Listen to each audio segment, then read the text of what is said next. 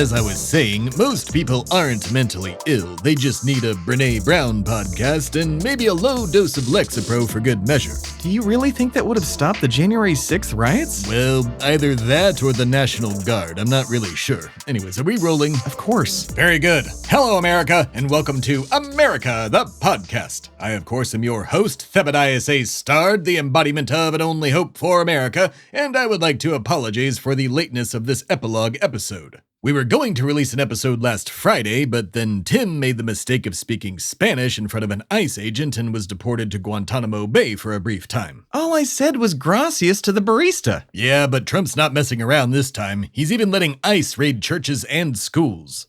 So horrible. Indeed. Anyway, after Tim was released from Guantanamo Bay, we were going to release an episode on February 2nd, but then got in a Groundhog Day situation. And now, after what I think may have been 2,000 years... Dude, at least. Well, at any rate, we're here now. Yeah, and just in time for America the Podcast, the animated series. Ah, yes indeed. And it does seem that our cartoon version snuck into the studio and did a little work while we were stuck in Punxsutawney, Pennsylvania. So we better get to work. Don't want any artificial beings taking our jobs too. Ugh, yeah, speaking of, DeepSeek sank my portfolio, man. I told you, you gotta get out early on trends. I learned that the hard way after beating people senseless trying to get Beanie Baby Happy Meals back in the 90s and making nothing in return. Had a lot of fun though. Worked through a lot of rage. Right, so what is this episode now? An epilogue for our oligarchy? Aren't you an oligarch? Well, one could say that I'm an oligarch since I've made billions in almost every single industry to ever exist.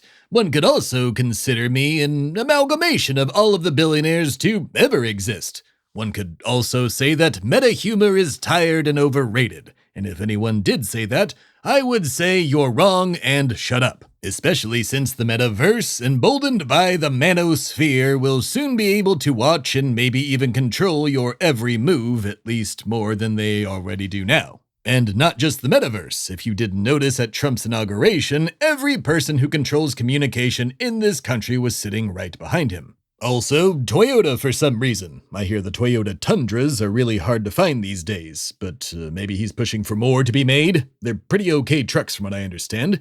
I don't drive trucks, of course. I drive a Rolls Royce. Well, I'm driven in a Rolls Royce and... Hey, we talked about this. No bragging. Get back to the point. Yes. Well, to validate your point, America is indeed an oligarchy now, especially since the second richest person in the world, me being the first, is now in control of the United States government. Under the partnership of Presidents Elon Musk and Donald Trump, the FBI and the CIA are already trying to purge their employees, as well as several other government departments, including USAID, which helps people, everywhere in the world. And with the backing of the Supreme Court that gutted the Voting Rights Act and allowed presidents to be kings, they have basically kneecapped any sort of civil rights movements within the government. Not to mention giving Trump free rein to do whatever he wants. And you know what? I'm just going to run down a list of everything he did on the first 2 weeks. Let's do that real quick.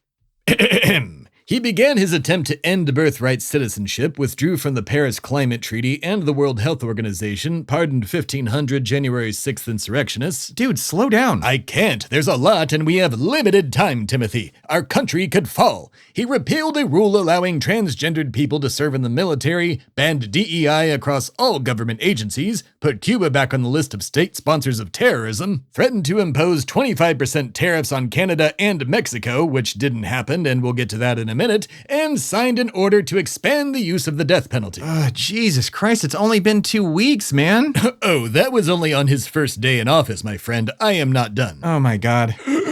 He threatened to take over or invade 4 different nations, those nations being Canada, Greenland, Mexico, and Palestine, crashed the stock market, betrayed longtime friends, those friends being Canada, stopped all foreign aid to people in need, USAID, sent immigrants to Guantanamo Bay, promised to send American prisoners to El Salvador, offered buyout options to tens of thousands of government officials including the FBI and the CIA, ordered Department of Transportation funding to favor areas with high birth rates and marriage rates, allowed Elon Musk and several of his private sector interns, all of whom are under the age of 25, including a recent high school graduate who goes by the name of Big Balls, to make several government employees justify their jobs to them. All while making sure they take care of the one thing that Americans are concerned about, the bathroom signs at the NOAA headquarters. NOAA? The weather people.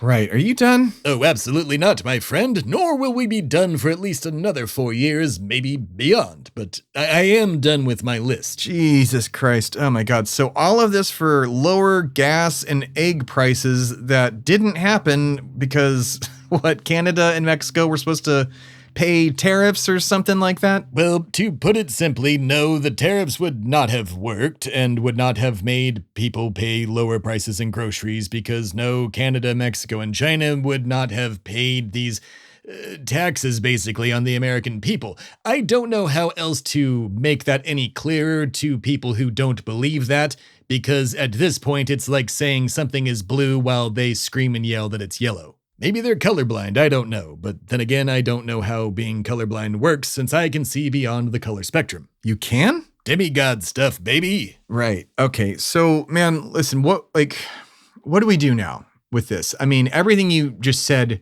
was awful. Everything he's done in just 2 weeks, and that wasn't even half of it, I'm sure. It was not. I neglected to bring up the White House Office of Faith. Jesus Christ. Quite literally, yes. Motherfucker. Dude, I am so mad at these people.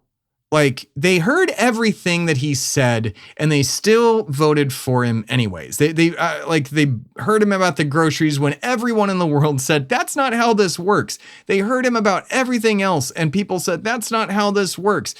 Like, I don't know how not to be mad at these people for putting us in this situation where people like my friends and family are going to be hurt, where the people in Palestine are going to be hurt because he wants to take over Gaza and ethnically cleanse them. Like, I cannot help but be just so fucking mad at this dude. And I don't know how to rationalize it to be able to, I don't know, forgive these people or whatever it is. Like, I don't want to just shame and chastise, but my God, like, I feel like this is just one big I told you so moment every single day for the next few years, and they won't listen to a bit of it. And meanwhile, we're here like just going, God damn it, we said this would happen, and now it's all happening. And the country could collapse, the economy could collapse, or maybe it fucking won't, which is even scarier, that their fascist shit may actually work and make the economy stronger.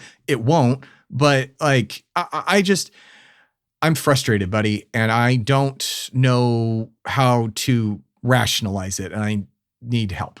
In fact, I think everyone on our side needs help rationalizing this. Well, my friend, there really isn't any rationalizing it because it's just chaos. The world is in a, let's call it a crisis moment, similar to the crises of the DC comics, except without Darkseid. There is a reason I say we're in for a bumpy ride and have on many episodes this past year. And I also believe I said it will get very bad very fast, multiple times. So, to my liberal and lefty listeners, I say to you, buckle up. It's gonna be a bumpy ride. And we will be here to guide you through all of it, through our cartoon, through Road Trip, and anything America the Podcast Presents does.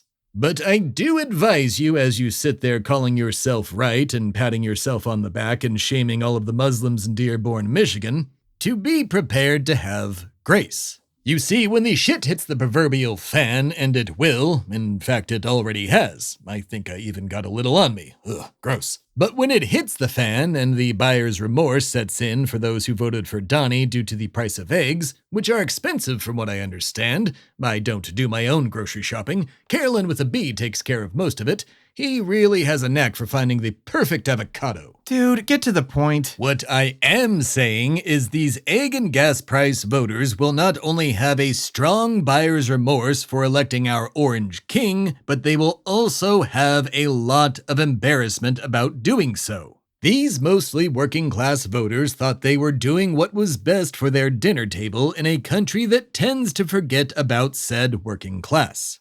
They didn't have time to research every little thing about politics. They heard a man saying he'll lower grocery prices while the other side said, just wait it out for a few more years. Don't be mad at us just because you don't understand that economic growth takes time. My point is, these working class egg and Trump voters were not the problem, nor are they now. So I ask you, as a fellow American, to show those people some grace for voting in this steaming pile of a presidency. No one likes hearing I told you so or how wrong they were. I was told I was wrong once, and it made me so depressed that I left John F. Kennedy's office and almost caused the Cuban Missile Crisis. Joke's on him, he put in the red phone I suggested. And then he died. Separate issues, but still very sad. Yeah, okay, the egg and gas price voters, I get. But what about everybody else, man? Well, as for the 90 million eligible voters who stayed home and those cheering higher egg prices in the name of faux fascism, i.e. they've been caught and are doubling down rather than admit that they're wrong or misinformed, well, I do hold a special place in my cold capitalist hearts for you. You have two hearts? Well, my first heart was filled with so much love for our great nation that I had a second one installed to deal with the overflow. It's a deep state demigod thing. Don't think too much into it. As I was saying, those who stayed home, the 90 million eligible voters, well, by doing so, you've contributed to dooming your planet and people, full stop. Your lack of civic duty under the guise of the Democrats didn't inspire you is understandable until one asks the question, how did the threat of my and their loved ones being harmed not inspire them to vote for some semblance of sanity? Once you ask that question on your high horse of inspiration or simple civic laziness, not voting seems rather silly, if not morally negligent. And as for Trump voters who are celebrating high prices in the name of patriotism because of trans people being banned from sports or some other straw man argument, well, there is not a lot of hope for you at the moment. Until someone you love is hurt by the policies of Project 2025, you will continue to lust over every Truth Social post from your God King as you live in your ignorance bubble while looking out at the rest of the modern world as sheep. As for the Democratic Party that likes to count their losses as wins, well, stop doing that. Put up better people that are more inspiring, because you will get people out who aren't inspired by you. Chuck Schumer, Joe Biden, the rest of the olds, they are not what inspires the rest of the country. And yes, you put out one of the most progressive candidates in history, but you did it at the bare end of the campaign. You stuck to Joe Biden for years, claiming there was nothing wrong with him, that he wasn't too old, and you didn't listen to your constituents when they were shouting from the rooftops, he's too old, please get rid of him and put in Kamala Harris or literally anybody else. And now we're here. Just do better and regroup and maybe be a party of the workers. My God, it's the only time you've ever won anything. That and Barack Obama, I guess. As for you, the American people who voted for sanity, and let's be honest, the status quo, it's time to pick up the pieces of this broken society and come together to form something stronger. What that looks like is up to you, the American people, and you, the individual. The fight for progress, equality, and democracy is not over and likely will not be this side of First Contact Day.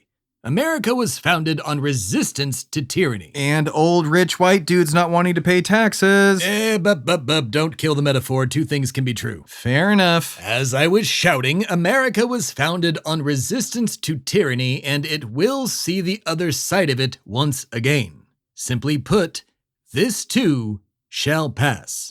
As for us here at America the Podcast Presents, we'll be back in 2 weeks on YouTube as an animated series geared toward bringing laughter to your beautiful American faces and those who wish their faces were American. Remember to subscribe to America the Podcast on YouTube and TikTok and Blue Sky so you never miss an animated moment. The show will also still be here in audio format in the podcast feed, as always. As for Tim and I, we'll be headed back on our road trip soon, once our cartoon versions feel comfortable managing the studio. Which reminds me, be sure to subscribe to Road Trip: A Journey Across America wherever you get your podcasts and on YouTube.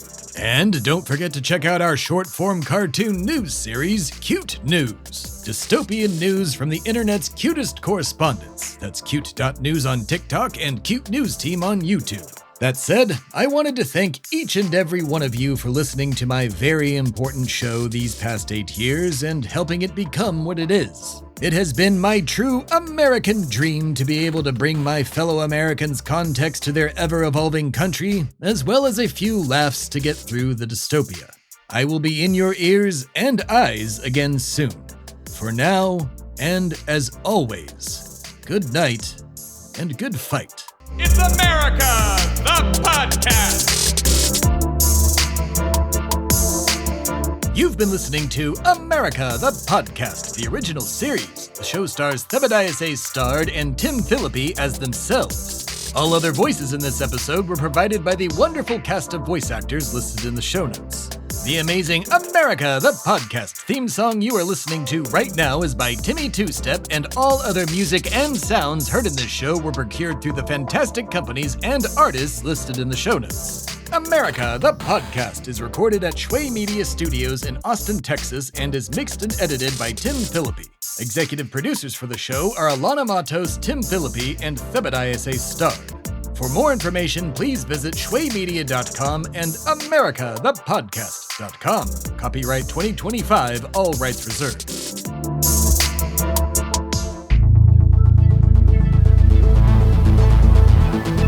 This has been a production of Shway Media, all rights reserved. For more information, please visit shwaymedia.com.